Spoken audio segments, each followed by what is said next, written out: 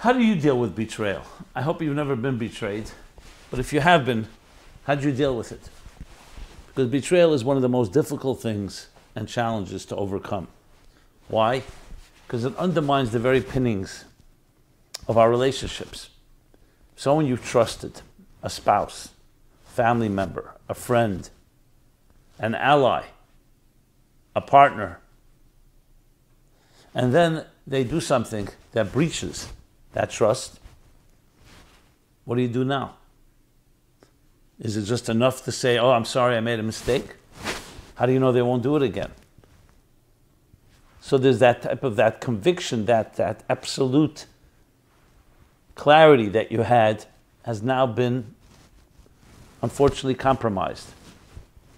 And especially if it's a serious betrayal. So it would seem to suggest that once someone has been betrayed, too bad. You move on. You have to find other friends. But we know that's not so simple. Look at children who've been betrayed by parents or by family members. They always have problems with trust issues. Because then they meet as they get older and they enter their own relationships. They start testing because they're acutely sensitive to being betrayed, to being disappointed, especially if it happened on an ongoing basis. And they never learn the ability to just let go and trust someone. I can't tell you how many situations I personally have dealt with that it came down to that element, the insecurity that resulted from a betrayal. And yet, we find that there are people who've had that challenge, and not only have they overcome it, they've gotten stronger in their connection. How's that possible? Without going into denial or just disconnecting, a dissonance. So, fascinatingly, this time of the year, this season, the holiday season, addresses this very topic. In many ways, it's the essence of this entire season. And that's why in this continuing series that we've been doing called 60-Day Journey, the 60-Day Journey is the story of love, betrayal, and reconciliation. So a little history, and then we'll apply it to our lives. But before we go there, I want to just add a critical point. In our times especially, you can sense that we also have big trust issues. I mean, look what's going on with those at war, whether it's Ukraine, but let's talk about the Middle East. Can we trust our allies? And if you can't trust your allies, that is subtly or overtly a form of betrayal. Can we trust the media? Can we trust political parties, our leaders? And you see the polarization that's taking place. I am sure this has always been an issue, trust. But for some reason it really stands out today. Maybe technology amplifies and broadcasts it in a way that has become mass, on a mass scale. But regardless, it's definitely a very relevant and important topic that affects us all. Whom can you trust? And what do you do when you have been betrayed? So, what is the story, the history? The Bible tells us that at Sinai was a marriage, a commitment, a full marriage between God and the people. It's actually called that. And then 39 days later, though they had accepted at this marriage at Sinai that they would not marry another god, so to speak, the people went ahead and built a golden calf, absolutely violating that commitment in a very deliberate way. There's all kinds of explanations, how could they have done it, but they did. Moses, who was then on the mountain, comes down hearing this terrible news. He shatters the tablets. The tablets was the marriage contract that he had received from God, which included the second commandment, do not worship other gods. He then, after reprimanding the people, goes back up on the mountain and challenges God and beseeches him and begs him, please forgive the people. Because you can imagine that God said, look, I did nothing. What did they do to me? How can I trust them? How can I have a relationship with them? How can I be married to them? Build another nation. Start new. And Moses refuses. Forgive them. They're human beings. Yes, they're accountable and they're responsible and they will have to be dealt with. But I need you to give me hope.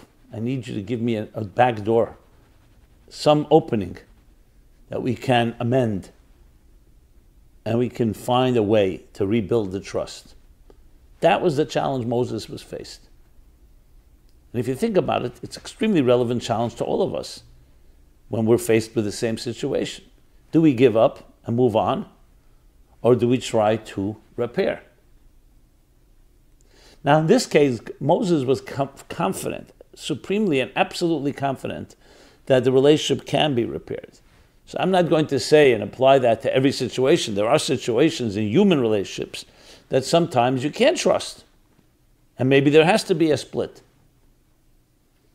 As last resort, obviously. But here Moses was absolutely confident. And interestingly, he spent 40 days and 40 nights and was not successful in getting God to forgive the people. And this wasn't because God was being stubborn. It was simply, how could I trust them? I commit to them. They commit to me. So Moses goes back up on the mountain a third time. The first time when he received the law, the Torah. The second time when he's asking for forgiveness and is not successful. And the third time. And here's where the 60 days begin. The third time, he begins on the first day of Elul, Rosh Chodesh Elul, which is the month that precedes Rosh Hashanah, the high holiday season. That's 30 days, and then another 10 days until Yom Kippur. Yom Kippur is the 10th day of the month of Tishrei, which we're quickly approaching. And that is when he finally gains forgiveness, as we shall say, right after Kol Nidre, the evening service on Yom Kippur Eve this year, Friday night, when we say, Vayomer Hashem, God said, Salachti kidvarecha, I have forgiven them as you have spoken. He essentially gives in to Moses' request. And Yom Kippur becomes exactly the day of atonement, Kippur, Kippurim, forgiveness and atonement. In a sense, this is the reason it's the holiest day of the year.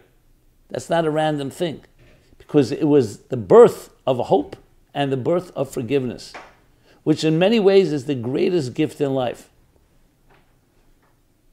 Because it's one thing to gain many different blessings. But what happens if there's a breach, if there's a mistake, inadvertent or deliberate? Can we repair? And remember, human beings are flawed. We're not perfect. So here's once in history, a man stood up and would not take no for an answer. He kept knocking on the door, and he gained forgiveness. God granted him forgiveness. And this opened the door for forgiveness forever. As they say, to err is human, to forgive is divine. The ability to transcend even a breach of trust. But what happened exactly here? Did God just give in because Moses just insisted? No. Moses' persistence, what it did was it reached, so to speak, we can't talk in anthropomorphic terms, so to speak, reached a deeper place in the divine heart, if you wish. That was beyond the scar and the wound created by the betrayal. And that's what happened. So the love was intact. Think of a heart. That's a healthy heart, but the arteries are blocked. The arteries were blocked because the people did that terrible crime. No one's minimizing that. But Moses was going for more. He said to God, you created this world. I'm paraphrasing. You created this human race. You know that you created them imperfectly. You know that they can make mistakes, and they will make, and sometimes terrible ones. So what are you saying to us? Either be perfect or I can't have a relationship with you. You know we're imperfect. So we will be accountable. And that's a key word we'll talk about in a moment. And we will do tshuva, which is return. But I need you to give me the commitment that if we do what we need to do, we can regain your trust. And this is not just between God, but in general between humans as well. But we have to do what we have to do. And that brings me to the responsibility part of the people. Because this wasn't just, okay, can do whatever I want, breach the trust, betray, and then say, I'm sorry. No. There's a process.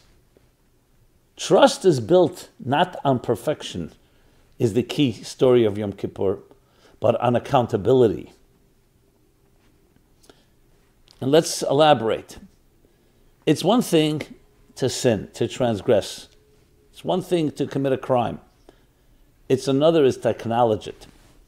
Very often, what we do when we commit a crime, we call it a cover-up. We cover it up, deny it, or try to say it never happened. And in many ways, that's worse than the initial crime. I'm not sure who coined this expression, but the silence is worse than the rape. The silence is worse than the crime. I don't want to really, in a way, trivialize it by bringing in Watergate, but that was like the big thing, the cover-up. The cover-up. Think of an infection. Infection, God forbid, invades the body. If you nip it in the bud, you can eliminate it. But let's say you ignore it, and then it begins to fester and grow. And by the time you address it, it's now become a monster. It's the same idea. A lie. Someone lies. Then you acknowledge, I lied. So you correct it right at the outset. But if a lie has to be covered up by another lie, and it becomes a whole army of lies, then what? What Moses achieved was said, we will be accountable. And accountability means we will have that soul searching and introspection, which is exactly what we do during this season, the high holiday season. And we will perform a thing called tshuva. Tshuva means, people translate it, repentance, atonement. It's more than that. It's return. We will return to our core connection with you. That's why it's called return. Because if it's repentance, then it's okay, a person sinned. They leave the sins behind. They don't return. Returning means you're returning to your very essential connection, your essential love of the human being created in the divine image. And you're accountable about it. That in turn, the reciprocity that God showed was, okay, that I shall forgive. Because we reach a place that's deeper than where the betrayal touched. Now we have to talk about how to apply that, and of course we'll discuss that. But that's the key, and the key to the story. So you imagine what kind of power that is. That no matter what happens in your life, there's always hope. Now, of course, you have to establish this doesn't mean that anytime someone betrays you, they deserve to be given the benefit of the doubt. There has to be that accountability. There has to be that conviction. You have to come to conclude that, yes, I can't trust this person again. Some people just are not trustworthy. I know many people who just make promises and then they break them again. So how do you know? Well, that's where the hard work comes. I've applied this concept, the Yom Kippur forgiveness, hope concept, in the context of betrayal and trust to actual relationships. I can tell you from my own case studies, if you wish, real life stories. Has it always worked? No, because people have to be cooperative. So I'll give one case study, two case studies, one where it worked, one where it didn't work, just to be all rounded. Let's start with the negative one, which sadly, there was a betrayal. One party, one spouse betrayed the other, infidelity, and regretted it. But, it was very important to find out why there was the regret. Was the person caught? Yes. It wasn't just he came forth because he felt terrible, because he really wanted to have a true relationship. He was caught by a spouse, by others. And then he definitely expressed regret. There were children involved. His wife did not accept his regret. She didn't trust him. And I told him, one-on-one, you're going to have to earn her trust. How? I said accountability. True accountability, to the point that has to resonate with her. Now, unfortunately, he was not. he feigned it, he faked it, and I gave him the benefit of the doubt that he's trying. Obviously, the end story, she would have to decide. But I wasn't convinced either.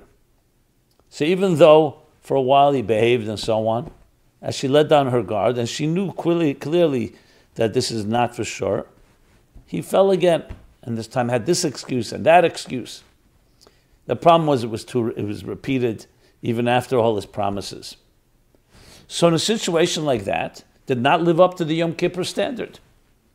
And I could not argue with her, even though I was tried to convince him. But that was, I couldn't, it just was, he was already too polluted. Let's put it that way. Could we have continued to try? Everything's possible, but it didn't work. But let's talk about the positive scenario where the Yom Kippur standard did shine through. And this was an instance, another type of betrayal, different sort completely. And also was not simple, didn't initially begin because the person had a conscience and wanted to just repair. But he was sincere. I know there's both cases are the he, could be the other way around as well. I understand that. But what worked was that after a while, he really loved his wife, his children. And the key challenge was, how do we access that love? Should be stronger than his so-called improprieties, stronger than his desires and his temptations. And it came down to really for him to appreciate, why is he married in the first place? What is this marriage about? What's the legacy that it will leave? So basically he came to a more spiritual place in his life that was stronger than he had the commitment when he got married. That's exactly the Yom Kippur story. At Sinai there was a marriage, but it was not challenged in a real way. The challenge of that they abrogated and they betrayed God brought out a deeper connection, and that's exactly what happened in this case. I don't know exactly, but similarly. And he learned to appreciate his spouse more than ever, and she learned to appreciate him. And that's when it clicked. It wasn't easy. It didn't take a month. It took time. But there was true accountability because there was true love. If you ask them today, and I have definitely sent people to them with their permission, of course, the wife will say, I was not ready to forgive him. I did not think he would regain my trust. But he did. Because there are things he did that he never had done before, that he didn't have to do. It wasn't for show. He actually dug deeper and found the soul connection to his spouse and to his family, and obviously did not ever betray again. Is he a perfect human being? Absolutely not. But in this area, he reached that higher state. And that's why Yom Kippur is the holiest day, the most sacred day. So my friends, what I would say is, it's absolutely possible. But it takes work. It takes honesty, integrity, sincerity, and yes, hard work to get out of your comfort zone, to not think you can get away with it, because that's the first step that people turn to. Maybe I can get away with it. Maybe I can maneuver my way. Especially if you're smart, I'll be shrewd, I'll cover up, half lies. You know, everyone can cover their tracks. That has to be completely discarded, that option. It has to be honest, vulnerable. Yom Kippur is a day of vulnerability. Now, of course, it requires vulnerability on everyone's part because everyone can get hurt. That's what trust is about. You know, if you don't want to be hurt, you just lock yourself up. You just never let anyone into your life. There's never trust. And there never can be a breach of trust. But we're talking about here opening up.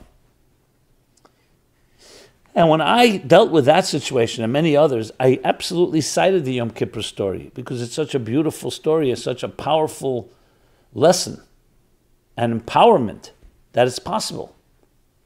And it happened on the highest levels. We're talking about the ultimate betrayals. Can this take place in the world today? Yes, but there are conditions. You need the honesty. What I find the problem is I don't find there's honesty and therefore there's no trust. It's one thing two people who are disagreeing And then they say, okay, let's sit down. But no, but everybody's just manipulating, pandering. It's all driven by self-interest. That can never cultivate trust. What that creates is if my self-interest and your self-interest happen to intersect, okay, for this short period of time, let's cooperate. But it's not a lasting relationship. This is a crisis in our times, both on a personal level and on a collective level and a global level. So Yom Kippur shines as a shining example of a standard that we should all be reaching. But that requires a certain, as I said, approach, a mindset. And that's our challenge today. The capacity to achieve that type of forgiveness is absolutely there.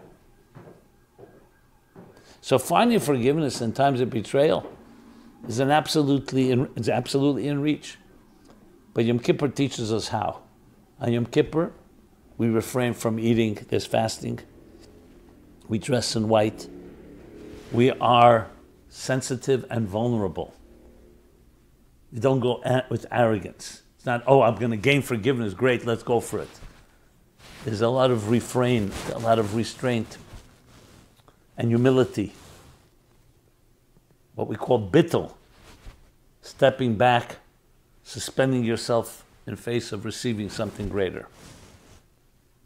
When a person has that, yes, you can gain the highest levels of forgiveness and connection and reconnection, even stronger than the bond that was there before. So now the challenge is, the next step is ours. Can we reach such level of modesty, such level of introspection, of accountability? Now, if you ask me, how do you reach that? Well, that comes down to your own asking yourself, where are you? Where do you stand? Do you have that within you? As one person told me recently, I think I've lost that part of myself, that innocence, that naivete, positive naivete. I've become too jaded by life. I've seen too many betrayals. I've been betrayed. I have betrayed others. I don't think there's a way back. Makes you cry. And I did. I said to him, but that's not the case. I know you. And every morning we say, the soul you've given me is pure. We have that purity. And Yom Kippur reminds us every year of that purity and sanctity and whiteness, clarity and clarity and cleanliness. But it's more than cleanliness in the physical sense. It's like a clean slate, the type of going back home to the very essence of who you are. And that is indeed the journey of Yom Kippur. So I would encourage each one of you and myself to use Yom Kippur well this year more than ever. Whether you go to synagogue or you experience Yom Kippur in another fashion, it is a journey through the 5 levels of your soul, which I discuss at length in 60 days, in the book 60 Days. You could check it out. It's online as well. And it's a journey back to who you really are. Yes, as a newborn. Pure, innocent, vulnerable. That doesn't mean we ignore the realities of our lives today, but we're accountable about it. And we want to connect to that inner child. We want to connect to that pure place and then integrate it and that infuse our current lives. Wouldn't that be something? So if we enter with that type of commitment, doesn't mean we'll achieve it all, but we try our best and we're sincere about it. The doors open up from above. There will be a response. So we have to initiate. And it's our first step. So may everyone be blessed with the courage, with the strength, with the commitment to celebrate Yom Kippur in that powerful way. May you be blessed with it's written and sealed in the book of life, and be blessed with a healthy, joyous year. Only revealed blessings, abundance materially and spiritually. And may we continue our journey and recognize that the real you is that pure you. And the rest is the projected you. And our job is to bridge the two and allow the real you to inform the rest of our lives. Be blessed and be well. This has been Simon Jacobson. MeaningfulLife.com is our website where you can find this and many programs. Please subscribe to our offerings, to our YouTube channel. Please share, and I'd love to hear your feedback and thoughts and comments. Be blessed. Blessed year to all of you. This program is brought to you by the Meaningful Life Center. Please help us continue our programs. Make even a small contribution at meaningfullife.com/donate.